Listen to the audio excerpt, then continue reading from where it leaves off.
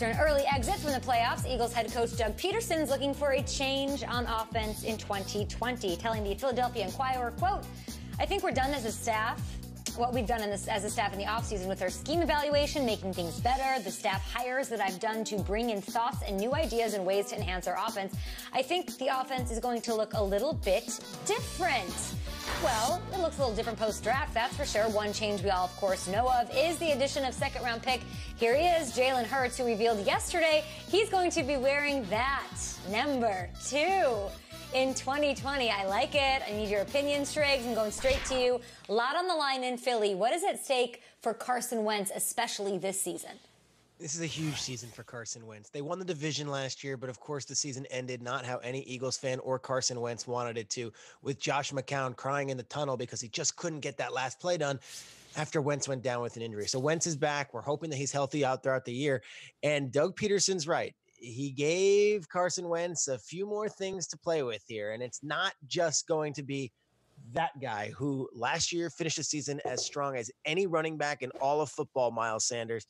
But they added a different wrinkle in the coaching staff. We're talking about a new man who is going to bring some of that 49ers Kyle Shanahan offense to what they already have in Philly. His name is Rich Scaingarello. Do you know Rich Scaingarello? We're starting our show at 7 a.m. talking about Rich Scaingarello because he is a new offensive mind they're adding there. He's titled as offensive assistant, but trust me, guys, it's bigger than that. They're bringing him. He comes from the 49ers and the Falcons primarily, where he really learned from Kyle Shanahan and what they do in their offensive schemes. You add in what they already have in Press Taylor. Marty Morenweg comes back. There's just more wrinkles and more differences and more names, and we can get through all of it as we go through the preseason. But this is the guy that I'm told early on in the process is working with Wentz directly to help change the offense just a little bit and open things up.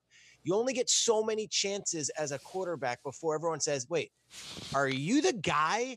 I feel like Eagles fans believe that Carson Wentz is the guy. But if you add another offensive mind and then you add a couple more skill position players and it doesn't happen and it doesn't click and he can't stay healthy, that's when that guy wearing that number 2 jersey actually becomes legitimate sports talk radio in Philadelphia. That's when they start talking, maybe Jalen Hurts should be given a shot to be the guy.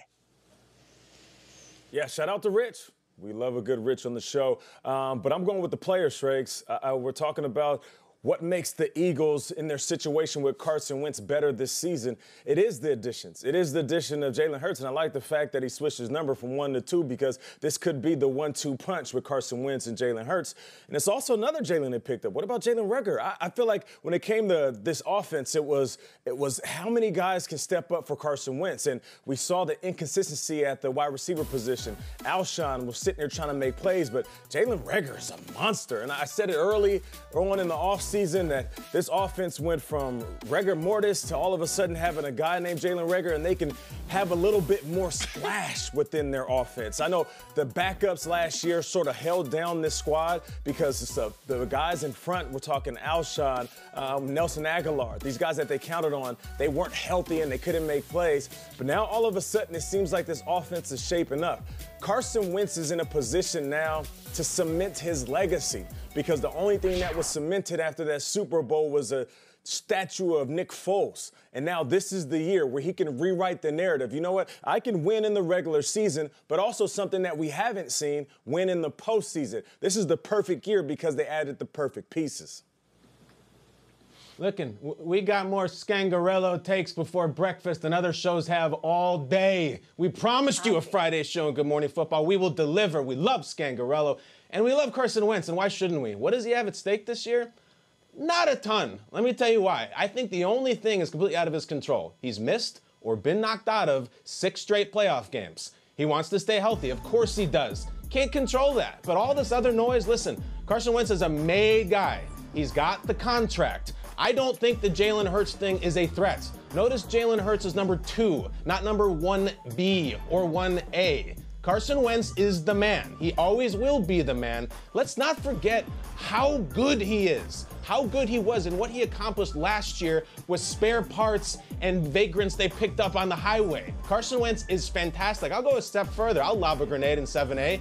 Going into this season, the 2020 season, He's in the top 5 guys that I would ever want on my team, leading my team. I got Mahomes, Russ, Lamar, Rodgers, and Carson Wentz. Give me Carson Wentz before Deshaun, Dak, Cousins, Matt Ryan, including a 41-year-old Drew Brees and a 43-year-old Tom Brady, and I'm not quite sure what I'm getting yet. Carson Wentz is fantastic, and with all that talent that the Rose Man sprinkled on him, if he can stay healthy, and I know it's out of his control and mine, Carson Wentz is the top 5 guy in football. Do not forget it. I don't think there's much at stake. Just be you, try to stay healthy, and you'll kill it.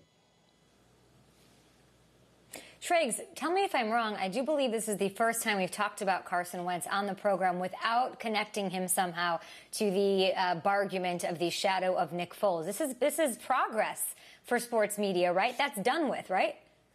It's done with for now. Mitchell Trubisky is currently dealing with the shadow of Nick Foles, and it's taken a nice trip to the Midwest for this next few months. Love it. All right. I can't really gauge how excited you guys are about the Eagles. The NFC East, clearly very competitive, and it's early. So I'll give you guys that. But I do want to know how you guys think this Eagles offense is going to stack up against the rest of the loaded NFC East, Nate, or the NFC in general. Can I say something to Kyle Brandt? Kyle, you said that Carson Wentz was a top 5 player in the league, and this isn't top me 5, buddy. Trying to derail the show early. Okay, I get it, but just for a second, just humor me. Just humor me for a second. You're saying Tom Brady, who made the playoffs last year, playing with backups like Carson Wentz did. You mentioned Drew Brees, who was consistently in the playoffs. Deshaun Watson, who had plays last year that could go down in some of the greatest plays of all times. Dak Prescott, who statistically had an amazing year, and it seems like every time he faces Carson Wentz, he gets the win. I don't know where this is coming from. All due respect to Carson Wentz, bro. I think he is a young legend. I think he's on his way. I don't think we've seen the best of him. He has been banged up, and he has played with backups, but there's a host of other guys that I'd rather have on my roster than Carson Wentz. Where is this coming from, bro?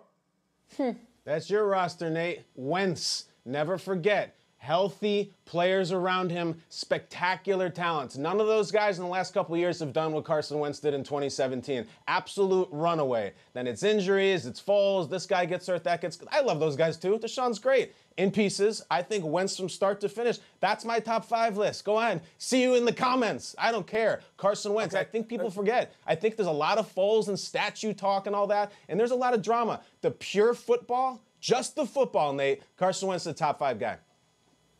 Okay, so and I'll get back to the show. Okay, forgive me for a second. But when I would go and say, man, Cam Newton is unbelievable, or Big Ben had some years back in the day, you guys always give me crap and say, Nate, that was so long ago. Like, why would you bring up Cam Newton's MVP year? You can't talk about 3 years ago in 2017. I just feel like it's a little bit of a contradiction for you to hype up a season from a few years ago when there's so many guys playing well right now. De facto NFC East playoff game. Eagles-Cowboys last year for the division. Wentz outplays Dak. He does it with guys he doesn't even know what their first name. He's calling him big guy and ace. He doesn't know it. That's recent history. Playoffs, and that they would have beaten that team too in the playoffs too if they didn't get hurt. I'm telling you, it's old history, it's recent history. I'm not standing for Wentz, whatever. Top 5 guy. I don't think I'm wrong. Hey, all right, I respect it. I just wanted to push you a little bit. I'm not trying to sidewire the show. I think this is a good debate. Deshaun Watson or Carson Wentz, because Dak and Wentz is what everyone's talking about. But I think I'm taking Deshaun Watson right now, Kyle, to say that after a playoff win, after he threw his team on his back, they had a ton of injuries.